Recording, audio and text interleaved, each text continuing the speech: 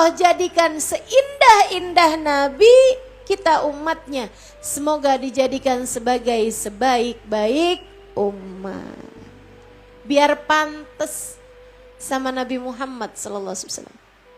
Biar pantas sama Nabi Muhammad.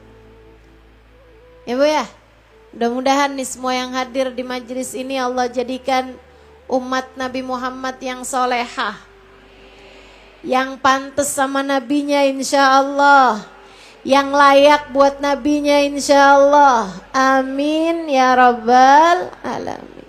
Jadi Nabi Muhammad di malam Isra dan Mi'raj, Allah pilih sebuah di malam Isra, saat Nabi Muhammad Isra nih masih belum Mi'raj, saat Nabi Muhammad di Masjidil Aqsa, Allah pilihkan sebuah keadaan yang paling indah, sebuah ibadah yang paling tinggi nilainya, yaitu sholat. Dan Nabi mengimami para rasul-rasul semuanya. Makanya kita suka bilang Nabi Muhammad adalah pemimpin para nabi, pemimpin para rasul. Ada kasidahnya tuh. Ya Imam Ar-Rusli. Ayo yang bagus bacanya, yang bagus bacanya. Biar bisa masuk dapur rekaman. Ayo. Ya Imam Ar-Rusli. Sanadi anta babullahi tamadi fa bidunyaya wa akhirati ya Rasulullah khudh biyadi. Yang baca kayaknya grup sinian doang dah, yang belakang-belakang gak ikutan baca tuh. Kedengeran gak suara saya sampai ke belakang? Ya ayo coba, kalau gitu saya mau dengar suara yang di belakang. Ya Imam Ar-Rusli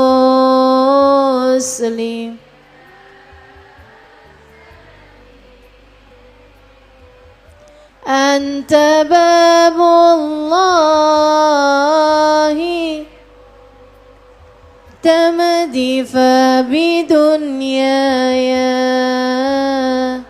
wa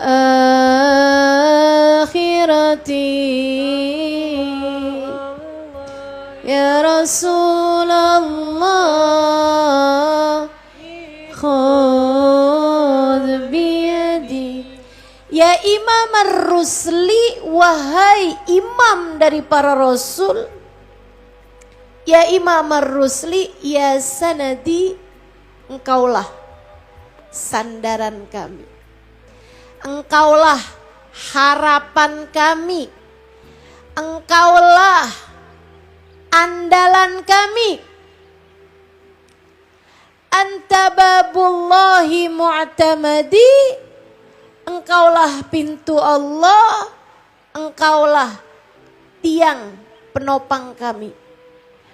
Fabidunyaya wa akhirati, maka dari sejak di dunia hingga kelak di hari akhirat nanti, ya Rasulullah khudh biyadi, wahai Rasulullah ambillah uluran tanganku ini, selamatkanlah aku wahai Rasulullah, syafaati aku wahai Rasulullah di dunia hingga di hari akhirat.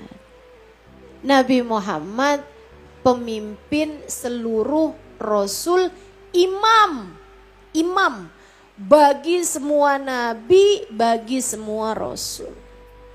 Kita tahu dari sini bahwa yang dikerjakan Nabi Muhammad saat Isra itu perjalanan Nabi Muhammad di waktu malam di bumi, ya, sampai ke Masjidil Aqsa, itu namanya Isra.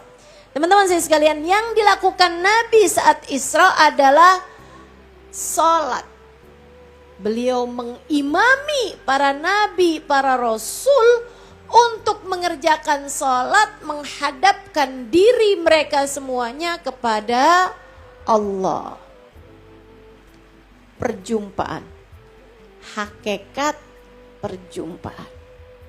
Jadi sekalian, hingga Nabi kemudian diangkat. Melewati langit demi langit, langit demi langit, langit demi langit. Sampai di satu tempat. Sesudah Nabi Muhammad berjumpa dengan para nabi, berjumpa dengan para rasul. Sesudah Nabi Muhammad melihat surga, sesudah Nabi Muhammad melihat neraka.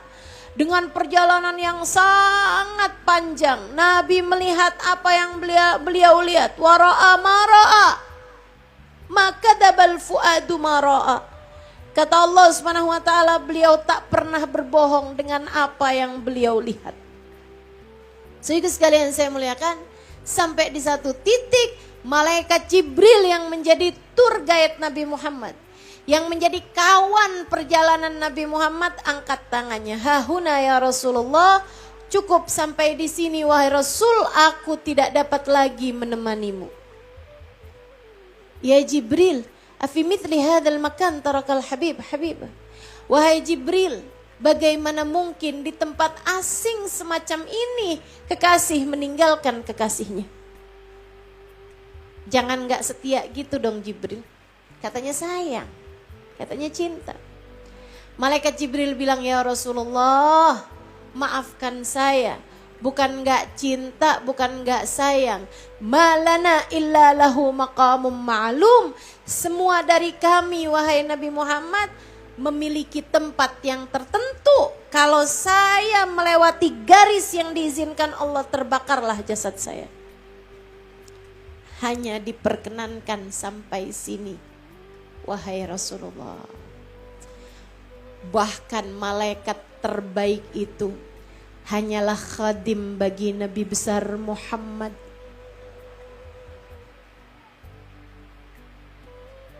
Bahkan pimpinan para malaikat, pejabat tertinggi di negeri langit, hanya menjadi khadim bagi baginda kita Nabi besar Muhammad. Betapa sangat tingginya derajat Nabi besar Muhammad. Semoga kita tidak pernah terhalang dari Nabi Muhammad. Teman-teman saya sekalian, wahai Nabi Muhammad, kata malaikat Jibril, engkau tidak usah takut, engkau tidak usah khawatir. Engkau tidak akan berjalan sendirian. Engkau selalu akan dipandu Allah Subhanahu wa taala. Tenangkanlah dirimu. Saya hanya perlu berpesan dengan satu pesanan saja. Nanti kalau ketemu sama Allah, jangan lupa ucap salam. Karena orang tuh kalau ketemu dengan hati yang penuh dengan kebahagiaan, ketemu sama yang dicinta, itu teman-teman saudara sekalian bisa yang lupa ucap salam. Betul nggak? Seringnya kalau ketemu sama yang dicinta dengan perasaan haru gitu, pada lupa ucap salam.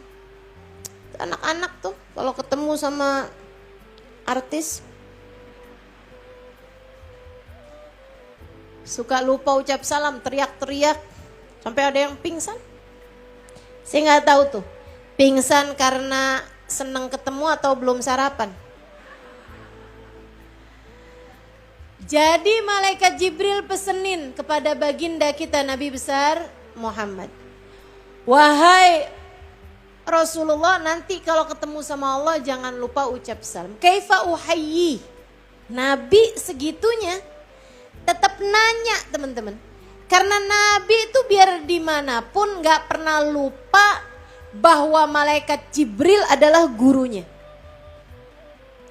Malaikat Jibril betul oleh Allah Subhanahu wa taala dijadikan khadim Nabi Muhammad alaihi wasallam, berkhidmah melayani Nabi Muhammad alaihi wasallam.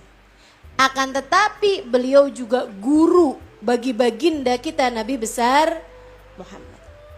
Jadi Nabi Muhammad nanya, gimana caraku wahai guru mengucap salam kepada Allah?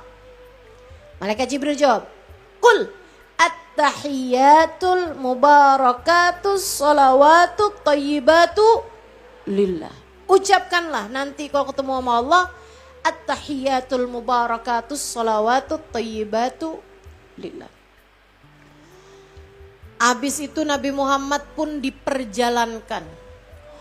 Menembus hijab demi hijab, menembus alam demi alam, melewati semesta demi semesta. Melewati arasy, melewati kursi, melewati lauhil mahfud, melewati rafrafil ahbar, melewati qalam, melewati berbagai macam alam demi alam, teman-teman. Yang masing-masingnya gak ada yang kecil. Allah bercerita tentang kursinya, wasi'a kursiyuhus samawat wal ard. Kursinya Allah itu lebih besar daripada langit dan bumi yang kamu lihat ini. Kayak apa tuh gedenya? Itu dilewatin Nabi Muhammad, dilewatin. Semuanya tuh dilewatin. Mau dibawa kemana nih? Wallahu a'lam. Sampailah kemudian. Inda sidratil muntaha. Di sidratul muntaha. Sidrah itu puncak, muntaha itu tertinggi. Gak ada yang pernah sampai di sana sebelum dan sesudah Nabi Muhammad.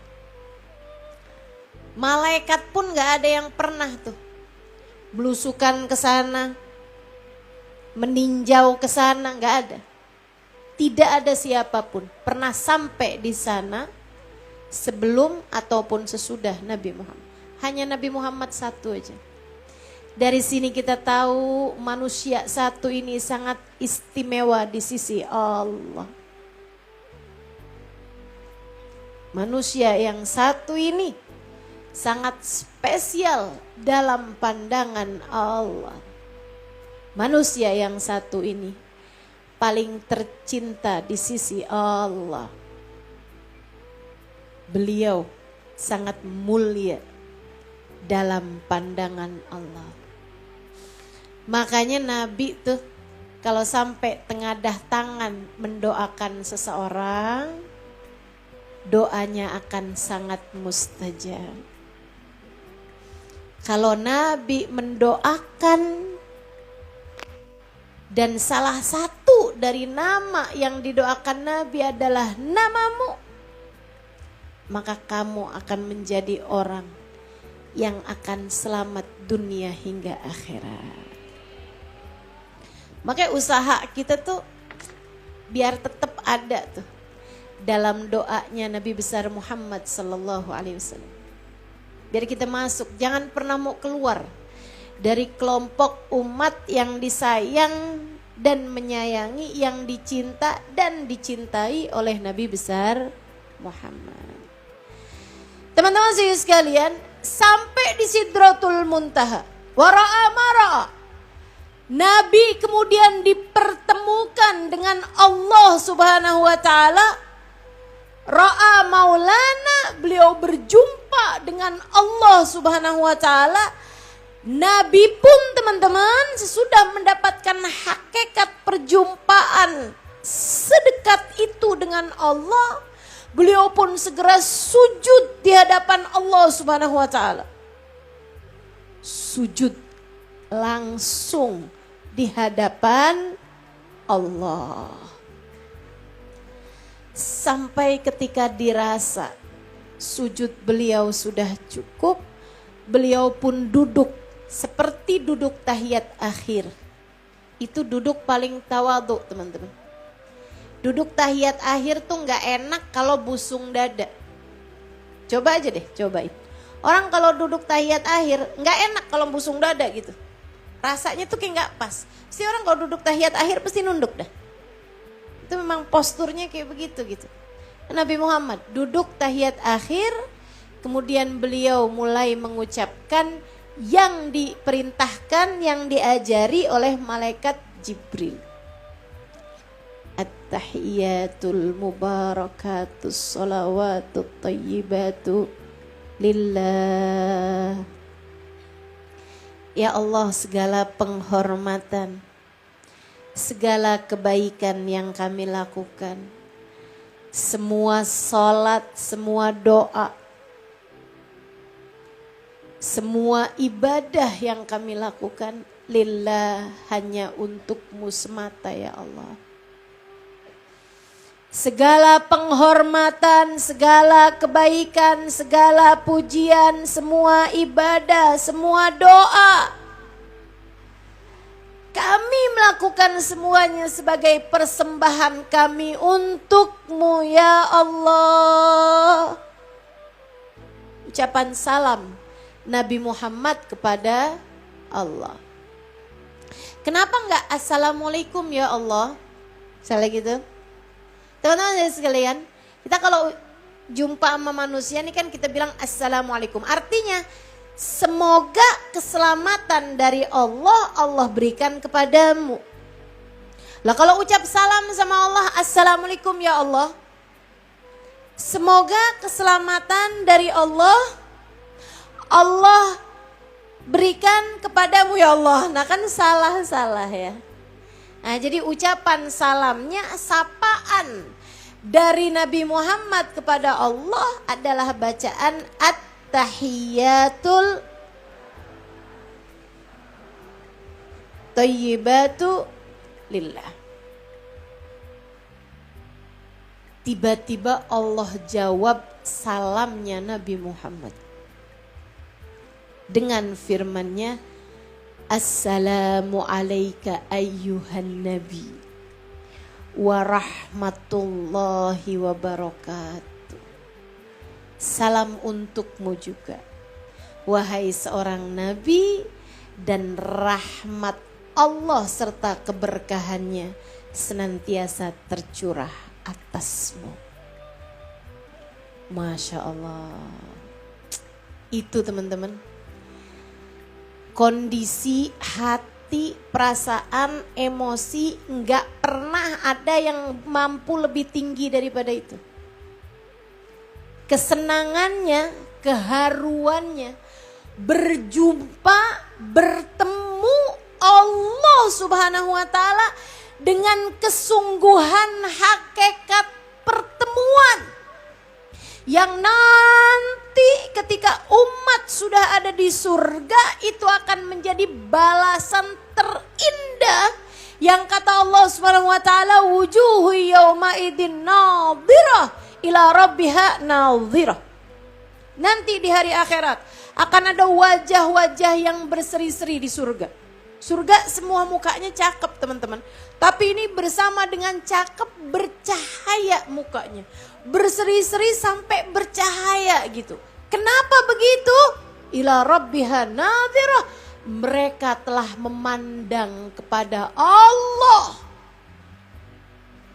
Balasan terindah yang akan Allah berikan di akhirat nanti adalah perjumpaan hambanya dengan Allah Subhanahu wa taala, dan itu sudah Allah berikan kepada satu saja manusia semasa dia hidup di atas muka bumi ini, baginda kita Nabi besar Muhammad. Assalamu alayka ayyuhan nabi wa rahmatullahi wa barakatuh. Kayak apa tuh rasanya Nabi Muhammad? Dinaikkan ke Sidratul Muntaha. Berjumpa dengan Allah secara langsung. Sujud langsung di hadapan Allah. Ucap salam langsung kepada Allah Subhanahu wa taala. Kemudian salamnya dijawab langsung oleh Allah Subhanahu wa taala. Ya Allah, ya Allah. Itu puncak tertinggi kenikmatan. Teman-teman, puncak tertinggi kenikmatan. Hakikatul liqa. Hakikat perjumpaan yang paling sejati.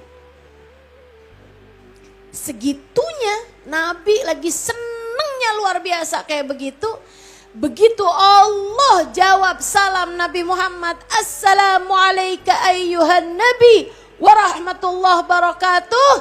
Nabi gak lupa teman-teman, segera menyusuli ucapan Allah tersebut dengan salam beliau, Assalamu alayna wa ala ibadillahi salihin. Ya Allah, terima kasih atas salammu untukku. Akan tetapi berikanlah pula salam tersebut untuk umatku, hamba-hambamu yang soleh-solehah itu.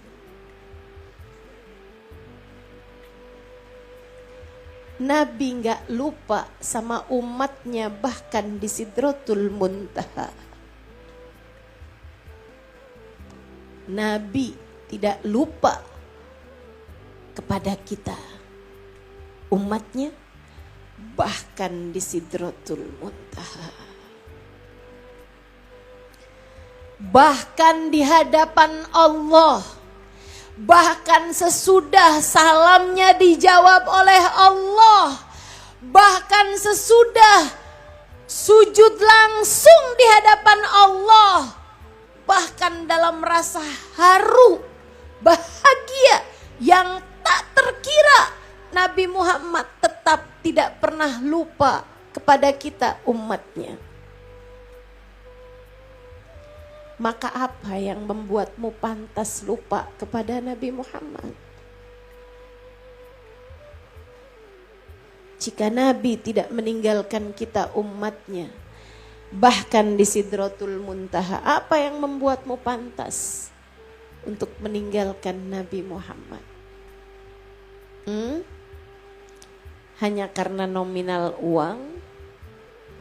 Hanya karena cinta manusia? Hanya karena berharap mendapatkan pujian? Hanya karena berharap mendapatkan suara saat pemilihan? Kamu meninggalkan Nabi Muhammad? Kamu meninggalkan ajaran Nabi Muhammad? Kamu meninggalkan salat yang merupakan bagian dari perjumpaan? Gak ada yang pantas, teman-teman. Gak ada yang pantas. Gak ada yang selevel. Gak ada yang sekedar membandingi. Gak ada yang sepadan untukmu meninggalkan Nabi yang bahkan di Sidratul Muntaha tetap mengingatmu. Jangan ada yang milih ninggalin Nabi. Karena kalau kamu milih ninggalin Nabi, kamu diganjar dengan berpisah dari Nabi Muhammad, dan itu sakit bagimu di dunia maupun akhirat, sebab tak ada lagi yang dapat memberi kepadamu syafaat. Menurutmu siapa kamu tanpa Nabi Muhammad? Menurutmu siapa kamu tanpa Nabi Muhammad di dalam hatimu? Kamu bukan siapa-siapa. Laula, andai bukan karena Nabi Muhammad. Tapi karena Nabi Muhammad, kalian menjadi kuntum khaira ummatin ukhrijat linnas. Kalian adalah sebaik-baik manusia, sebaik-baik umat yang ada di atas muka bumi. Kalian sebaik-baik umat. Kenapa? Karena Nabi kita adalah sebaik-baik Nabi. Maka ketika kamu tinggalkan Nabi Muhammad, kamu bukan sesiapa. Seperti katanya Sayyidina Umar ibn al-Khattab, nahnu qaumun a'azzanallahu bil Islam. Nahnu qaum a'azzanallahu bin Nabi sallallahu alaihi wasallam. Kita ini adalah kaum yang dimuliakan Allah dengan Islam. Kita adalah kaum yang dimuliakan Allah dengan mendapatkan Nabi Muhammad sebagai Nabi kita. Dengan dikaruniai Nabi, yaitu Nabi Muhammad alaihissalam. Ketika kita meninggalkan Nabi, adzallanallah, Allah pasti akan menghinakan kita. Bersiap-siaplah untuk kehinaan sejati bagi siapapun yang memilih meninggalkan Nabi. Jangan teman-teman, gak ada yang pernah sepadan buat kamu tinggalin Nabi besar Muhammad. buat kamu meninggalkan syariat agama Islam, buat kamu ninggalin sholat, buat kamu ninggalin sholawat, gak ada yang pernah sepadan. Sebab beliau adalah manusia paling tercinta di sisi Allah.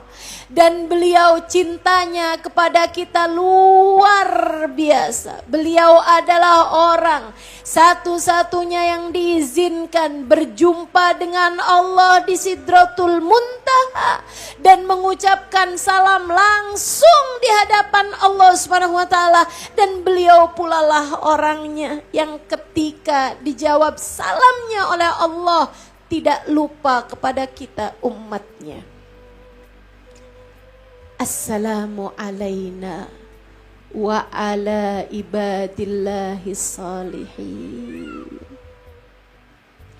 Malaikat gak ada di Sidratul Muntaha, tapi semua malaikat yang di langit yang di bumi diperdengarkan perbincangan Allah dengan Nabi Muhammad, sehingga mereka semuanya serentak bergemuruh mengucap dua kalimat syahadat, asyhadu an la ilaha illallah wa asyhadu anna Muhammadar Rasulullah. Kita pun mengabadikan perjumpaan agung ini dalam solat kita. Maka tiap kita solat, kita lagi ikutan bareng sama perjumpaan agung ini. Kita lagi ikutan bersama, seolah-olah kita adalah makmum dari manusia yang pernah mengerjakan ini di Sidratul Muntaha. Seolah-olah kita lagi ikut. Setiap kali kamu mengerjakan sholat, setiap itu pula kamu lagi naro absen untuk ada di belakang rombongan Nabi Muhammad. Dan setiap kali kamu meninggalkan sholat, setiap kali kamu meninggalkan sholat, teman-teman dengarkan ini. Tiap kali kamu meninggalkan sholat, kamu sedang menghapuskan namamu dalam rombongan. Kata Nabi Muhammad alaihissalam, idza tarakal abdus shalah, apabila seseorang meninggalkan sholat, kutib ismuhu fi bab min abwab jahannam, namanya akan tertulis di pintu neraka jahanam. Tiap seseorang meninggalkan sholat fardunya, sholat wajibnya, ia sedang menaruhkan namanya di pintu neraka. Sebab ia sedang keluar dari rombongan Sayyiduna Muhammad. Jangan ada yang mau begitu. Jangan sampai ada di antaramu yang begitu. Segeralah. Setiap datang waktu sholatmu, pastikan namamu ada dalam rombongan Nabi besar Muhammad.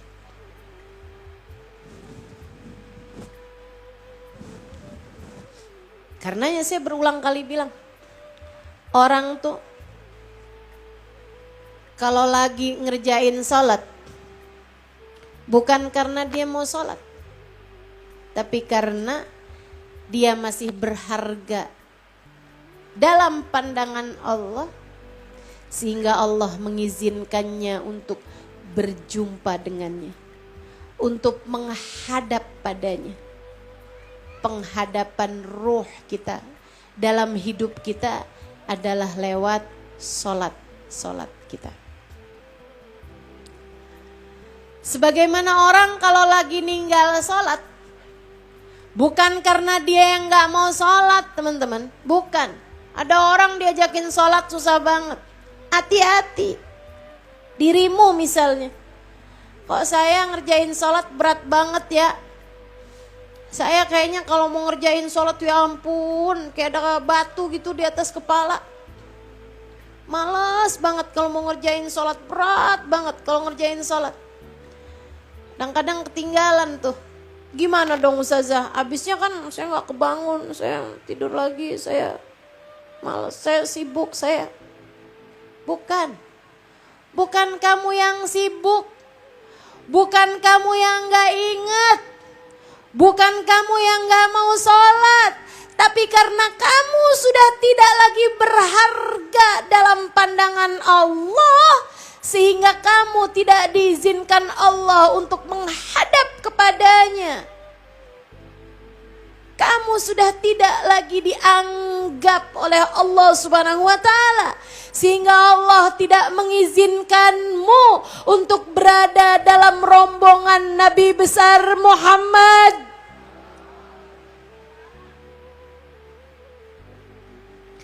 Itu sebabnya kenapa orang-orang soleh jangankan ninggal sholat fardu, ninggal sholat sunnah aja nangisnya gak berhenti-berhenti. Hubabah Zahra, ibunda dari guru saya Al-Habib Umar bin Hafid yang kita baru saja baca maulidnya tadi.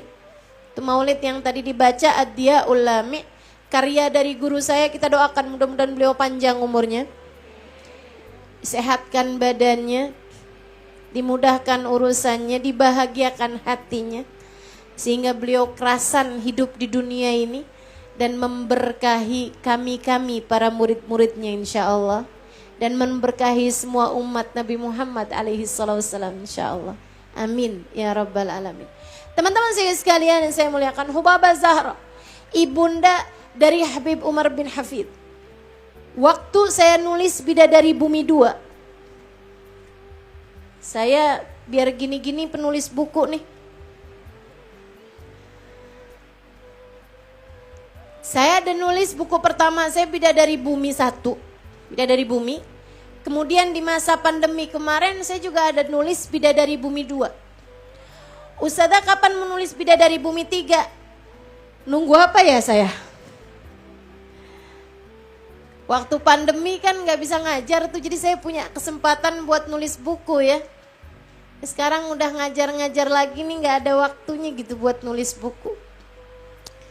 Tapi ya kalau Allah izinkan nanti pasti ada aja ya.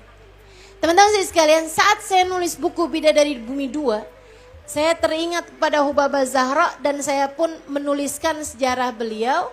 Tapi gak banyak referensi dan cerita-cerita yang saya tahu. Saya kirim surat kepada cucu beliau, yang akhirnya dibuatkanlah semacam biografi singkat dan cerita-cerita.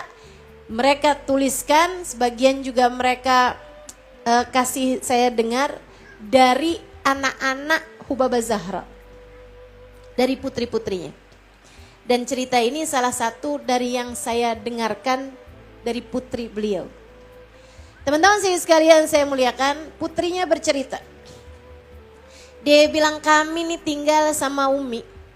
Umi ini mengalami kehidupan yang sangat berat. Suaminya diculik, sampai sekarang gak ketahuan tuh makamnya di mana. Diculik. Zaman itu kayak PKI di zaman kita ya, sama Syuyu'i gitu, nggak seneng sama para ulama. Ulama-ulama diculik-culikin, salah satunya adalah ayahanda dari guru kami Habib Umar bin Hafid. Hubabah Zahra, istri beliau, satu-satunya istri beliau. Teman-teman sekalian, suaminya diculik. Kayak apa rasanya? Katanya putri-putrinya, kami dari sejak awal ayahanda diculik nggak pernah tahu ibunda dalam keadaan sangat tertekan. Nggak pernah. Nggak pernah. Yang kayak nangis gimana gitu, apalagi stres, depresi gitu, enggak. Kayak yang semacam dimanapun dia berada, pandangan Allah kan seluruh tertuju padanya. Kita titip aja sama Allah. Hasbunallah wa ni'mal wakil. Hasbunallah wa ni'mal. Gitu terus. Dia bilang akan tetapi datang satu hari ibunda kami menangis nggak henti. Pernah satu hari ibunda kami menangis tak henti. Kenapa? Tertinggal tahajud. Kebayang nggak sih teman-teman? Para ulama tuh ngerti hakikat sholat itu apa. Mereka faham hidup di dunia adalah untuk menghadap kepada Allah. Dan menghadap kepada Allah dalam kehidupan secara lebih khusus adalah lewat sholat-sholat kita. Karenanya yang membuat hidup mereka sangat tertekan bukan ujian-ujian dalam kehidupan. Bukan suami yang kamu WhatsAppin gak bales-bales. Bukan suami yang kamu teleponin gak ngangkat-ngangkat. Bukan. Ujian berat dalam kehidupan mereka, dalam pandangan mereka adalah ketika Allah tidak lagi mengizinkan mereka untuk menghadap kepadanya. Dia bilang satu malam, ibunda kami tidur larut malam. Beliau habis kecapean, ada salah satu acara gitu. Dia bilang beliau tidur larut, pas bangun-bangun adzan subuh. Masjid di sebelah, Masjid Al-Muhdar. Hubabah Zahra tinggal di samping Masjid Muhdar. Dia bilang ibunda kami bangun dalam keadaan gemeteran badannya ketika beliau dengar azan. Dia begitu kebangun dengar suara azan, teman-teman saya sekalian, gemeteran sampai nggak bisa turun. Gemeteran sampai susah mau berdirinya. Dia bilang gini, azan, ya Rab, magumtul laylah. Ya Allah, saya nggak bangun di malam. Ini suara azan subuh ya ini. Astagfirullah. Banjir air matanya, gemeteran beliau berdiri, lututnya nyaris nggak bisa beliau berdirikan. Saya mengatakan, samihni ya Rab, ampuni saya ya Allah, ampuni saya ya Allah. Dan sepanjang hari itu air mata beliau menderas karena tidak dibangunkan Allah untuk sholat tahajud.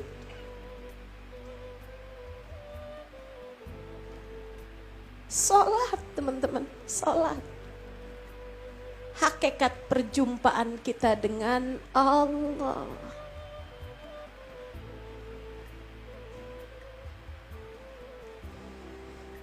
Karena bahkan di Sidratul Muntaha yang Nabi Muhammad lakukan adalah sujud. Kemudian duduk tawarruk. Kemudian membaca at-tahiyyatul mubarakatus salawatut tayyibatu lillah.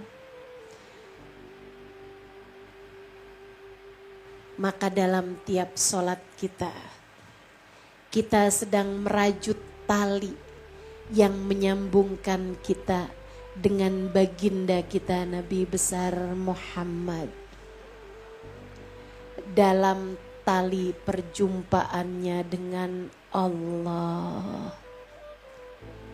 Tiap kali kamu meninggalkan sholatmu, itu sama saja dengan kamu sedang memutuskan tali itu.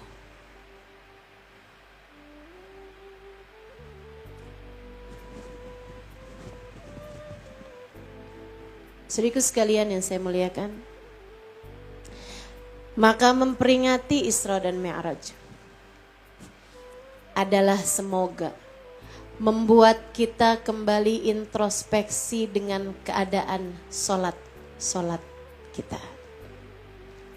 Semoga membuat kita menjadi semakin lebih menjaga sholat kita. Ada tali yang harus kamu jaga. Talimu kepada Allah dan talimu kepada Rasulullah. Itu sebabnya kenapa dalam sholatmu kamu mengucap salam kepada Nabi besar Muhammad. Karena sholat bukan hanya penghadapanmu, bukan hanya rajutan tali antaramu sama Allah, hubunganmu sama Allah, akan tetapi juga tali hubunganmu dengan baginda Nabi besar Muhammad sallallahu alaihi wasallam. Itu sebabnya Katanya Imamul Ghazali alaihi ridwanallah, dan ini agak ngerikan ya, agak serem nih buat saya. Mudah-mudahan Allah jaga kita semua insyaallah. Imam Ghazali dalam Ihya-nya mengatakan, haluk inda tawajjuh ilallah, keadaanmu indal ardi Allah, ketika kamu dihadapkan kepada Allah di akhirat nanti mirip sama keadaan sholatmu ketika di dunia. Keadaanmu ketika menghadap Allah di akhirat nanti mirip saja, kata Imam Ghazali, dengan keadaanmu, dengan sholatmu di saat hidup di dunia ini. Kalau kamu sholat di dunia ini dalam keadaan keberatan, merasa berat, merasa kayak yang udah asar aja lagi ya, baru juga duhur. Kalau lagi datang men seneng bener. Kalau lagi jalan-jalan, terus ya ampun nih mesti sholat nih, udah jam 2 nih belum sholat duhur nih. Yuk kita sholat. Maaf saya lagi halangan. Ih ya ampun enak banget sih. Ada yang begitu? Mana orangnya?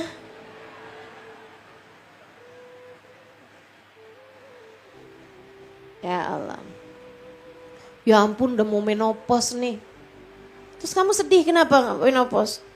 Berarti saya gak mens lagi. Maksudnya gimana? Ya saya gak mens lagi nih, berarti mesti sholat terus. Astagfirullah. Teman-teman sekalian yang saya muliakan, kata Imam Ghazali, keadaanmu ketika menghadap Allah nanti di akhirat mirip aja sama keadaanmu ketika kamu berdiri mengerjakan sholat. Dalam keadaan keberatan hati di dunia, di akhirat nanti Allah ganjar dengan ketakutan setengah mati di sana. Dalam keadaan ringan dan berbahagia, Allah ganjar dengan seindah-indah pertemuan kelak di mahsyar. Mirip teman-teman.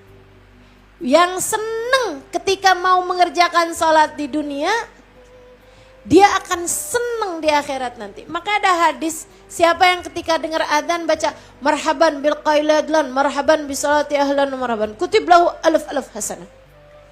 Tuliskan baginya 2 juta kebaikan, alaf hasanah, 1 juta kebaikan. Wah segitu banyaknya pahalanya. Bukan urusan mengucapkannya, tapi rasa sukacita ketika datangnya suara adzan. Rasa sukacita ketika datangnya waktu menghadap kepada Allah. Sehingga sekalian yang saya muliakan, para hamba-hamba tercinta di sisi Allah, dengar adzan tuh girang, seneng. Marhaban bil qaili adlan, marhaban bi salati ahlan, marhaban. Selamat datang waktunya sholat. Selamat datang waktu menghadap kepada Allah Subhanahu wa taala. Selamat datang wahai sholat. Senang. Teman-teman saya sekalian, kita juga senang dengar suara adzan maghrib bulan Ramadan. Betul kan? Ditungguin si saat kapan adzan. Yang adzan di TV kan namanya saat ya. Saat adzan maghrib katanya gitu. Masya Allah. Tuh, sedikit sekalian saya muliakan. Para kekasih Allah SWT senang dengan ibadah mereka. Senang saat sholat mereka berkumandang. Baginda kita Nabi besar Muhammad. Sehingga sekalian, kalau lagi ada kabar-kabar yang gak enakin hati, beliau langsung menuju sholat. Wahai Rasul, panglima perang kita tertawan musuh. Wahai Rasul, pasukan yang kita kirimkan terkalahkan pasukan lawan. Wahai Rasulullah, banyak di antara pasukan kita yang tewas di medan peperangan. Tuh Nabi kalau dengar kabar-kabar yang mengguncangkan hatinya, beliau akan berkata kepada Sayyidina Bilal, "Arihni biha ya Bilal, arihni biha ya Bilal." Udah deket belum waktunya sholat nih, yuk santai yuk Bilal, kita sholat yuk Bilal. Nungguin, ngarepin waktunya sholat datang. Kenapa gitu? Saat relaksasi hati. Jadi sekalian saya muliakan, mudah-mudahan Allah karuniakan kepada kita sekalian kemampuan untuk menjaga salat-salat kita. Hujan, waktunya untuk berdoa.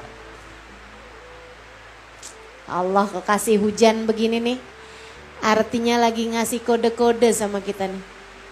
Banyakin doa. Sebab Nabi Muhammad bilang, ad-du'a inda nuzulil matar la yurad. Doa di saat turun hujan tidak ada yang ditolak sama Allah. Apalagi habisnya kita baca maulid, doanya nggak akan ditolak sama Allah. Mari angkat tangan kita minta kepada Allah Subhanahu wa taala. Rabbi jalna muqimis shalah wa min dzurriyyatina amin. Rabbi jalna muqimis shalah wa min dzurriyyatina.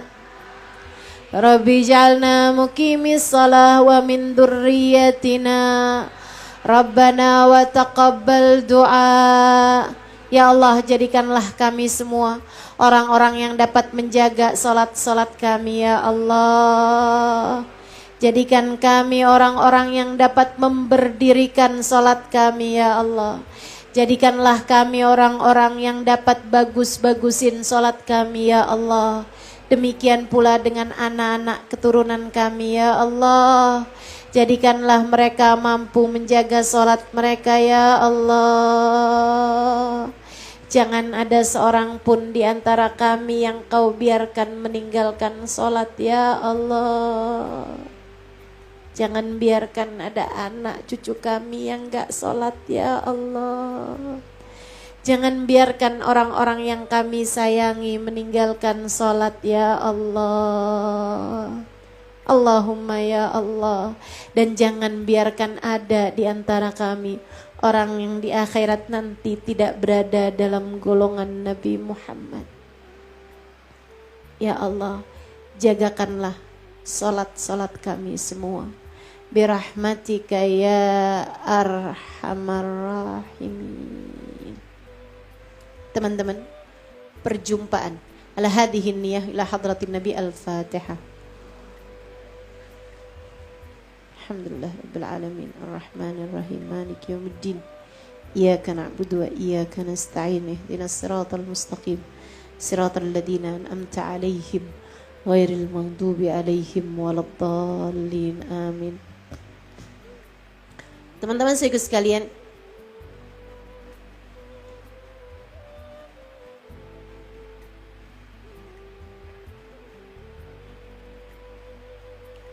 perjumpaan kita dengan sholat nih, mudah-mudahan Allah bisa bikin kita jagain sholat-sholat kita insya Allah. Lebih rapi lagi insya Allah. Sesudah hari-hari ini kita jadi lebih benar sholat-sholatnya insya Allah. Amin ya rabbal alamin. Kayak para ahli-ahli ibadah pada Allah itu ya. Ini cerita terakhir saya ini ya. Jadi sekalian saya muliakan, hamba-hamba tercinta di sisi Allah tuh sama sholatnya luar biasa banget. Luar biasa banget. Ketika ditanyain gitu, ada satu orang soleh, satu laki-laki soleh, seneng banget sama sholat, cinta banget sama sholat. Anaknya tuh kadang suka ribut gitu. Kita kan kalau anak ribut, apalagi kita mau sholat, kita bising ya. Kita bising kan. Kita kalau mau sholat terus ada orang rame-rame, kita bilang, diem dong nih mama mau sholat, kan gitu. Gitu ya. Ini ada orang soleh ahli khusyuk dalam sholat. Dia tuh kalau anaknya rame, anaknya berisik gitu tuh, cucunya berisik, beliau suka ngomong kayak gini. Nak, diem dong nak. Nih abah misalnya mau tidur. Nih kakek misalnya mau makan, diem dong gitu. Berisik. Nanti kalau mau berisik gampang. Kalau kalian lihat kakek lagi sholat, tuh berisik gak apa-apa. Kalau kalian lihat ayah kalian lagi sholat, tuh berisik gak apa-apa. Kenapa gitu soalnya ya? Karena ayah kalau sholat gak denger apa-apa. Insyaallah. Masih mau cerita lagi? Habibana Zain bin Smith. Ini ya, saya ngasih contohnya yang masih ada aja dah. Biar dapat sirnya beliau insyaallah. Biar dapat berkahnya Habibana Zain insyaallah. Teman-teman saya sekalian, di Madinah beliau. Kapan waktu datang ke Indonesia? Beberapa tahun yang lalu. Dan saya mendampingi istri beliau almarhumah Hubabah Maryam binti Habib Muhammad bin Abdul Al-Haddar, guru saya, istri beliau. Saya dampingin tuh dari urusan-urusan dakwahnya. Zaman-zaman itu juga jadwal saya belum terlalu padat, jadi saya memang banyak mendampingi beliau gitu. Kalau beliau lagi datang ke Indonesia. Satu hari nih beliau habis belanja teman-teman, belanja kain. Belanja karena anaknya mau nikah beberapa bulan lagi, jadi beliau tuh belanja gitu. Nah kami nih pulang dari belanja, bawa barang belanjaan kan. Baba masuk dari pintu belakang, kami pun ikutin dari pintu belakang. Tapi begitu masuk dapur beliau bilang, dari depan aja. Soalnya di dapur itu ternyata lagi ada putra beliau. Ada anak laki-laki beliau lagi ada di dapur. Akhirnya beliau bilang, lewat depan aja, lewat depan. Kita pun akhirnya mau lewat depan gitu kan. Pelan-pelan buka pintu, ada Habib Zain lagi sholat. Sholat sunnah. Sholat duha gitu. Jadi telepon sama Hubabah. Babah, kita mau lewat pintu depan, ada Habib Zain nih lagi, ada Habib Zain nih saya bilang. Jadinya gak bisa lewat depan. Lewat belakang aja apa gimana? Babah nanyanya gini, Habib Zain lagi apa? Habib Zain lagi sholat. Oh gak apa-apa, lewat aja. Sholatnya itu posisinya ngadep ke arah pintu gitu. Walaupun ya kita kalau lewat pintu itu gak lewatin. Cuma maksudnya, jadi kita itu di depan beliau gitu, di hadapan beliau. Paham maksud saya ya? Jadi kan gak enak banget kan lewatin orang lagi sholat gitu kan, di hadapan gitu. Terus kita bilang, tapi Babah gimana dong kita lewat? Habib Zain lagi sholat kan, gak apa-apa. Lewat aja. Habib Zain kalau lagi sholat gak lihat apa-apa, gak dengar apa-apa. Kita pun membuktikannya. Buka pintu jedret. Itu saya yakin kalau yang sholat saya, yang sholat kamu nih, tahu saya. Jangankan ada kayak begitu, aneh nggak? Sinetron jalan kita tahu kelanjutannya. Udah tahu deh. Sholat kita berisik. Andai di luar nggak ada yang berisik aja, hati kita sendiri, pikiran kita sendiri udah berisik, betul? Penuh keributan nih di dalam diri sendiri. Khusyuk kayak baru hanya sekedar nama belaka. Khusyuk baru sekedar ilmu tapi belum dikaruniai oleh Allah Subhanahu wa taala rasa yang sesungguhnya. Mudah-mudahan datang waktunya insyaallah. Kita sungguh-sungguh dikaruniai kehusyuan insyaallah dalam salat-salat kita. Amin ya rabbal alamin. Buka pintu nih, kemudian kita masuk gitu kan, nggak ada tuh kelihatan kayak kaget gitu, kayak agak gimana gitu kan, nggak ada teman-teman. Ya sholat aja gitu, kayak nggak lihat apa-apa, kayak nggak dengar apa-apa, dan itu memang benar-benar luar biasa. Jalan bawa nih barang-barang, habis belanja kan, dan beliau tidak bergeming sama sekali, seolah-olah di hadapannya ada alam lain, yang tidak kami ketahui, dan ada sesuatu yang sangat indah ada di dalam diri beliau-beliau itu. Ketika ditanya kepada seorang ulama, apakah kamu dalam sholat ingat sesuatu? Beliau tersenyum seraya menjawab, dari urusan dunia gitu. Adakah suatu urusan dunia gitu yang kamu ingat dalam sholat kamu? Beliau tersenyum, kemudian menjawab, dan adakah yang lebih nikmat dari saat hati menghadap kepada Tuhannya, sehingga perlu buat kami ingat? Gak ada kan? Gak ada yang lebih indah dari Allah, maka buat apa kami ingat itu? Masya Allah, para hamba-hamba tercinta di sisi Allah. Kita minta kepada Allah, semoga Allah karuniakan kehusyuan. Nah, sambilan belajar khusyuk teman-teman, sambilan kita belajaran khusyuk, jangan mau sholat sendirian untuk sholat fardu, ya.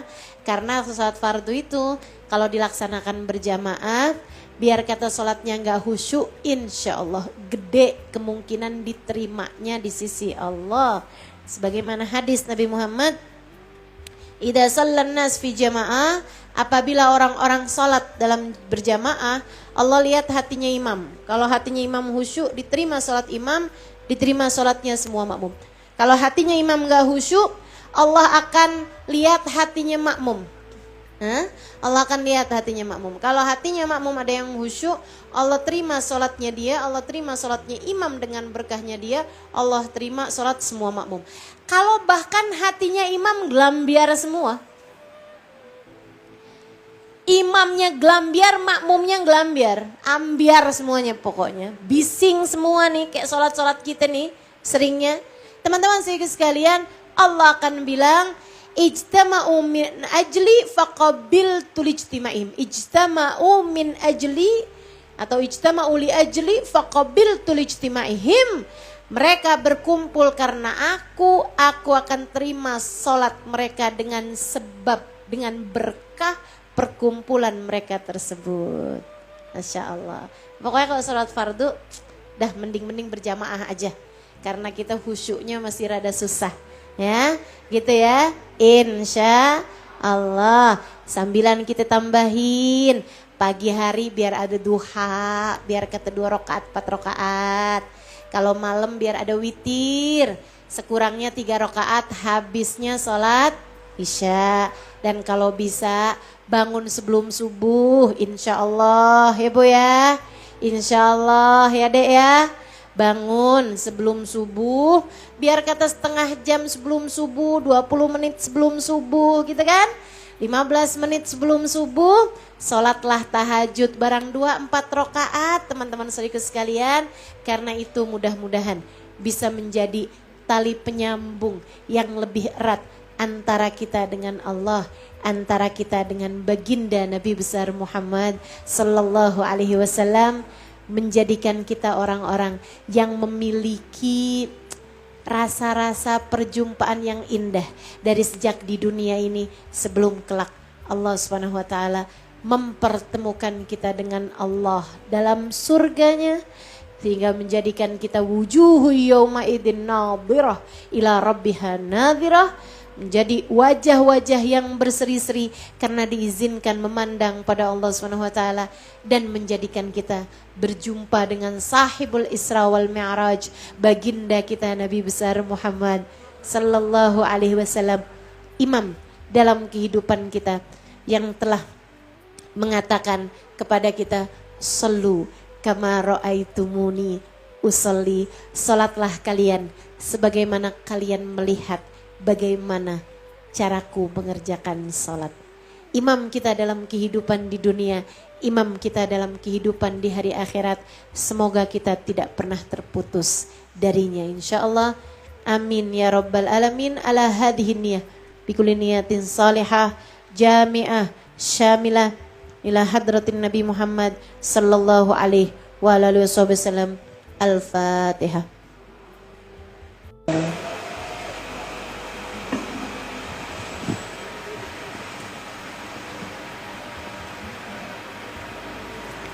Assalamualaikum warahmatullahi wabarakatuh.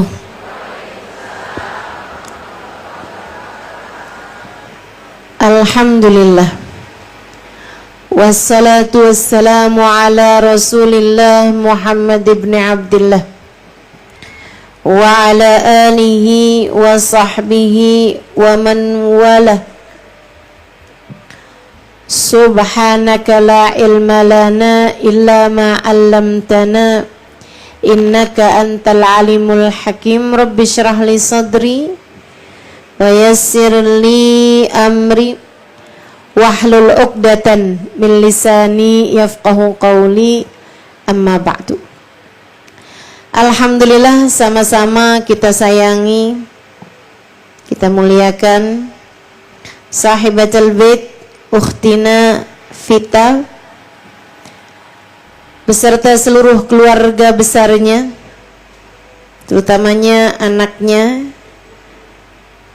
Rafif Faiza Rahmawan yang hari ini genap usianya 5 tahun. Kita doakan semua keluarganya selalu dalam limpahan rahmat ridha Allah Subhanahu wa taala. Dipanjangkan umurnya, disehatkan badannya, dimudahkan urusannya, dikabulkan hajatnya, diberkahi kehidupannya, bahagia hidup dunia akhiratnya. Amin ya rabbal alamin. Segenap ustadzah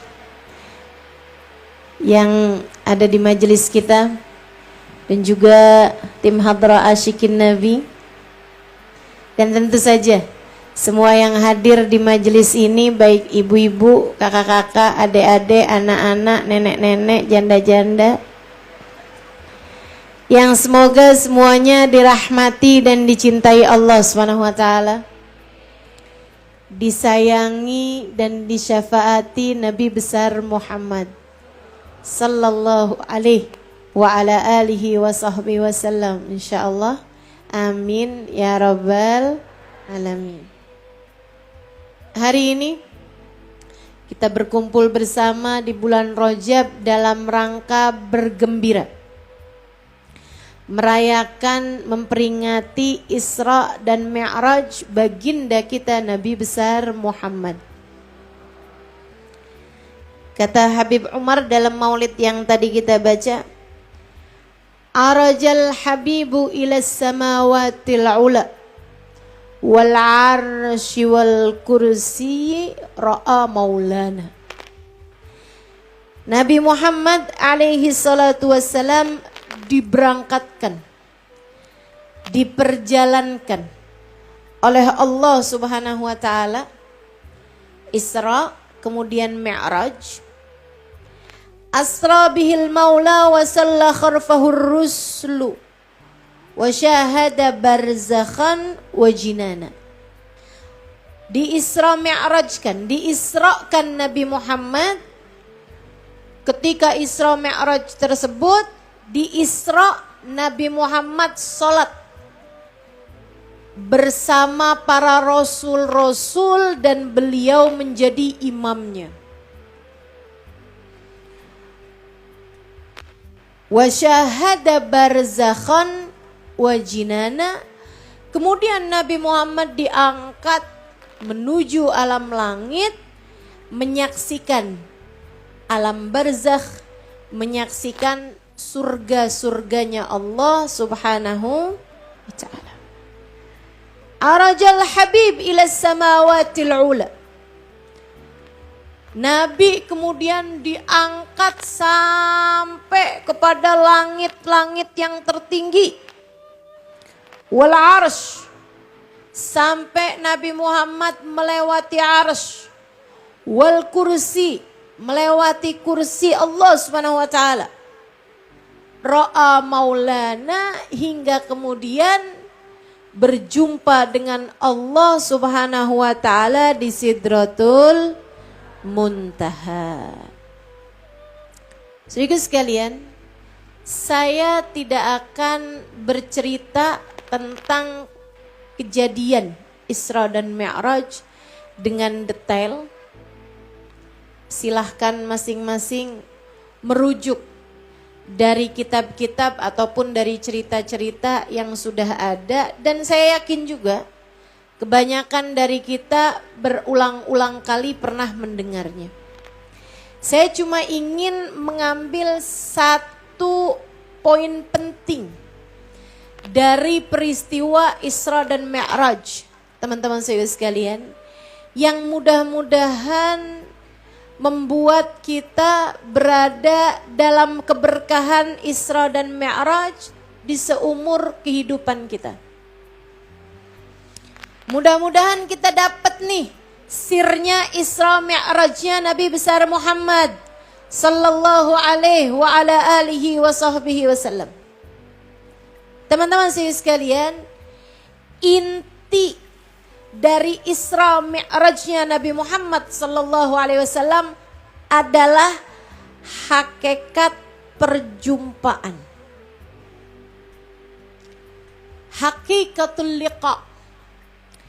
Hakikat perjumpaan bainal abad wa maulah, antara seorang hamba dengan Allah Subhanahu wa taala. Perjumpaan yang menjadi semakin dekat hingga tak berjarak. Wa kana qaba qausaini au adna, hingga jarak antara Allah dengan Nabi Muhammad hanya sekitar 2 tombak, au adna, bahkan lebih dekat lagi. 3 meter lebih dekat lagi. Itu jarak antara Allah sama Nabi Muhammad di malam Isra dan Mi'raj. Hakikat perjumpaan. Karenanya dari Isra dan Mi'raj kita juga dapat hakikat perjumpaan, yaitu dengan sholat. Hakikat hubungan, hakikat perjumpaan.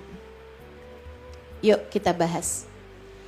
Nabi itu waktu Isra dijalankan nih dari Masjidil Haram ke Masjidil Aqsa.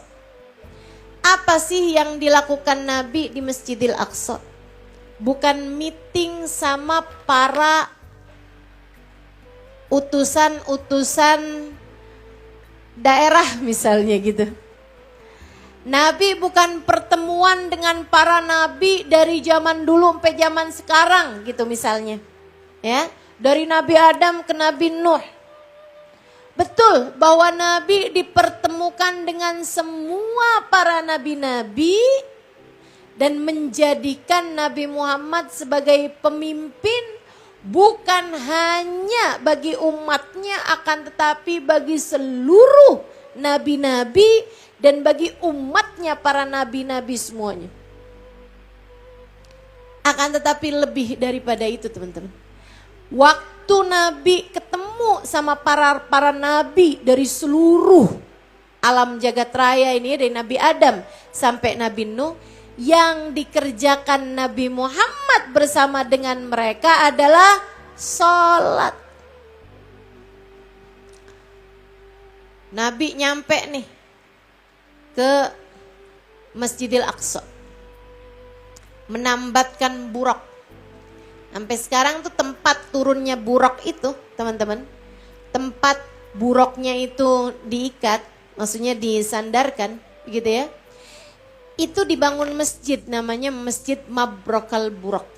Masjid tempat turunnya si buraq, tempat mendaratnya buraq tersebut. Masjid Mabrokul Buraq. Habis gitu Nabi dibawa sama malaikat Jibril pergi ke Masjidil Aqsa. Jadi Masjidil Aqsa udah ada tuh sada zaman itu udah. Masjidil Aqsa tuh dibangun sama Nabi Allah Ibrahim alaihis salam. Jadi itu salah satu masjid-masjid tua ya, Masjidil Aqsa itu. Dibangun oleh Nabi Allah Ibrahim alaihissalam. Besar teman-teman.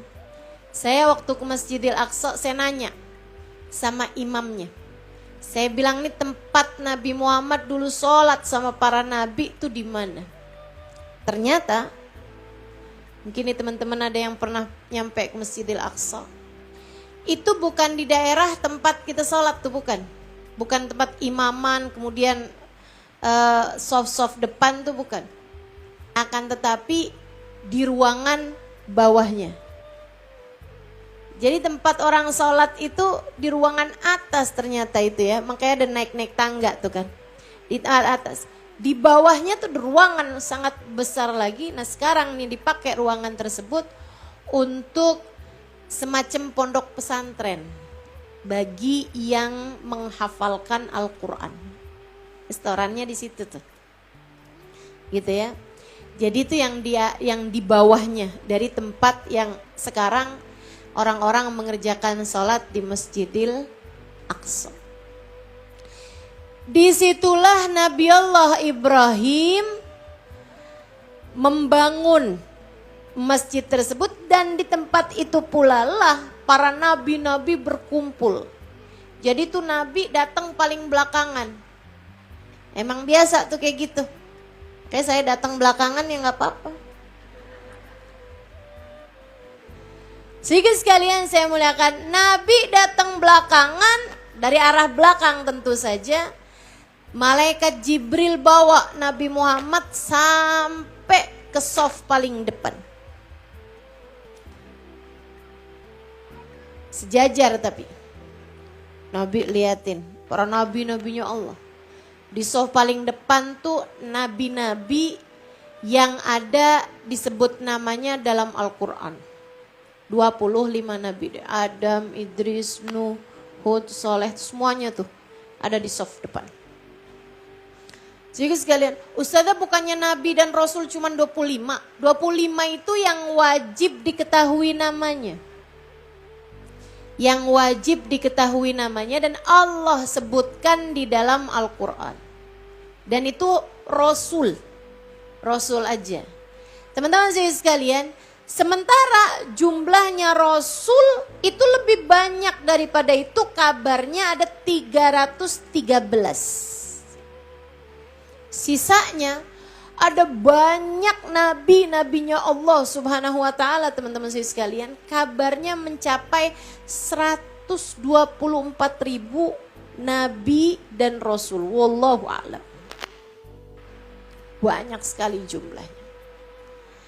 Sehingga sekalian saya muliakan, jadi di masjid itu tuh kumpul para rasul, para nabi yang sangat banyak jumlahnya. Dan Nabi Muhammad alaihissalam bawa ke depan sampai di saf yang pertama.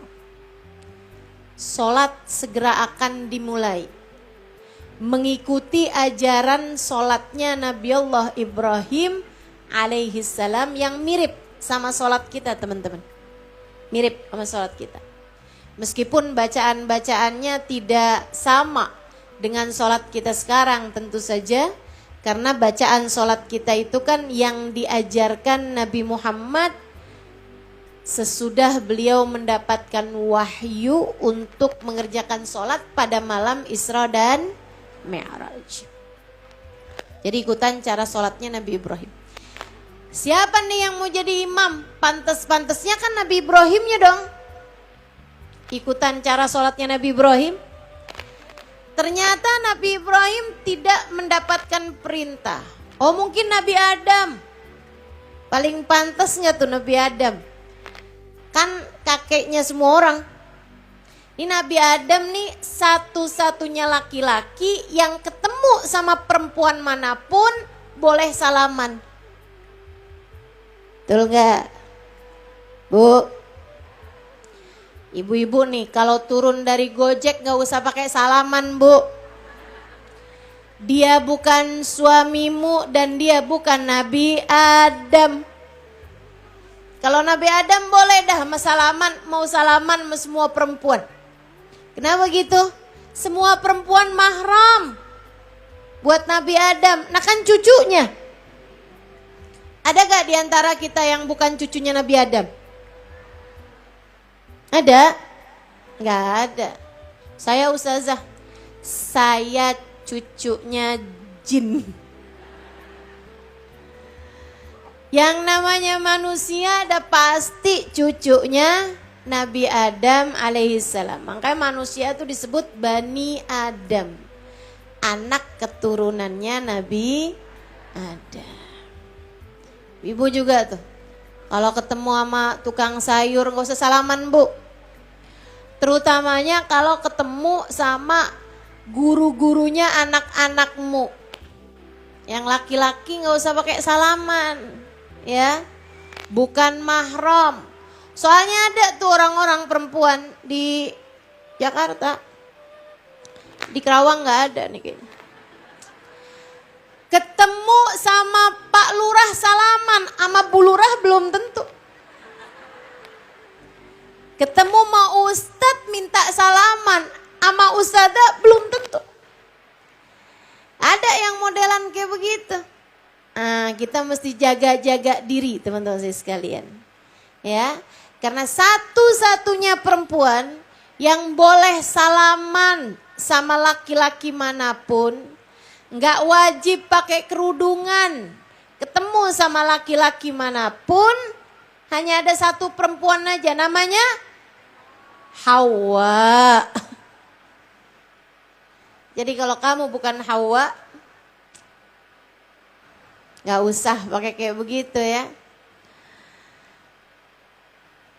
Ke tukang bakso nih, nggak pakai kerudungan. Ada tuh yang kayak begitu. Abisnya ustazah kalau kita nyari kerudungan dulu, tukang baksonya udah keburu jalan. Ntar saya nggak kebagian lagi nih katanya gitu. Enggak ya bu ya, kamu bukan Hawa. Kamu bukan Siti Hawa. Jadi sekalian, Nabi Adam ternyata nggak dapat perintah. Nabi Nuh mungkin nggak dapat perintah. Nabi Musa sebagai nabi terbaik dari Bani Israel nggak juga mendapatkan perintah. Nabi Isa mungkin yang merupakan Ruhullah